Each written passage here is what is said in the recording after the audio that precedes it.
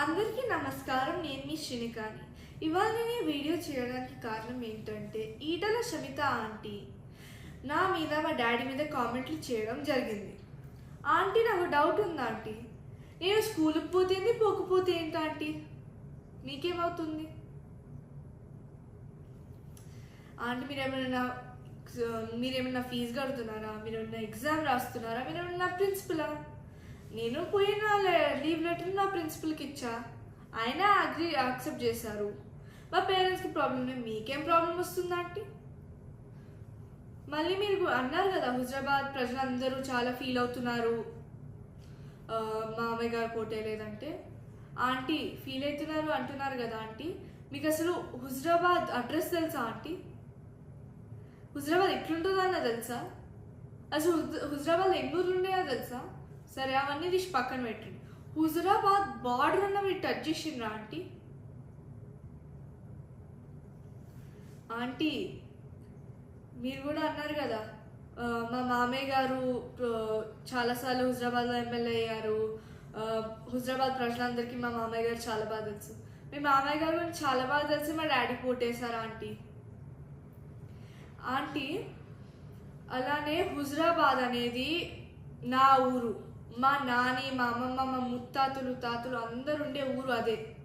అక్కడ ఉండే ప్రతి ఒక్క మనిషి నా నా ఫ్యామిలీ మెంబర్ లాగా.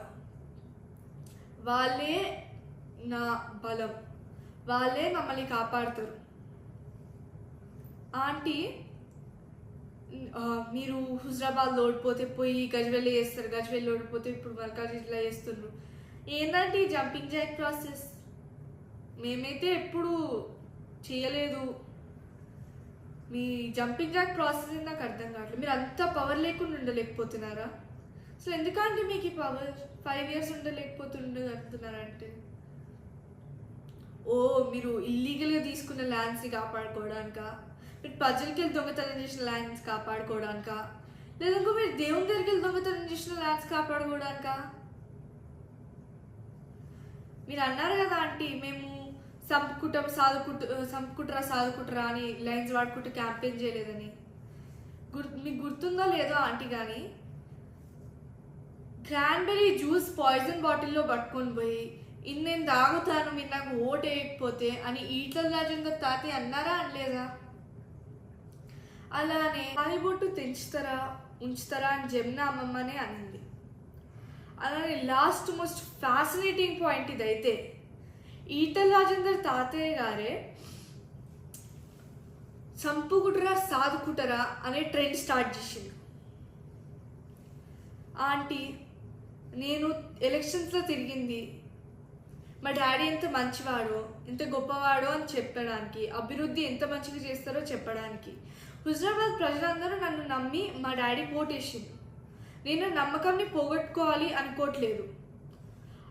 ఏదో ఒక రోజు మళ్ళీ కేసీఆర్ తాతయ్యనే సీఎం అవుతారు, నేను మళ్ళీ హుజరాబాద్కి 1000 కోట్లు తెస్తాను. ఆంటీ నేను మీలాగా పక్క వాళ్ళ మీద కామెంట్స్ వేయను, ఇంకా ఎవ్రీ ఈవినింగ్ క్యాఫేస్లలో పోయి తిరగను. ధన్యవాదాలు.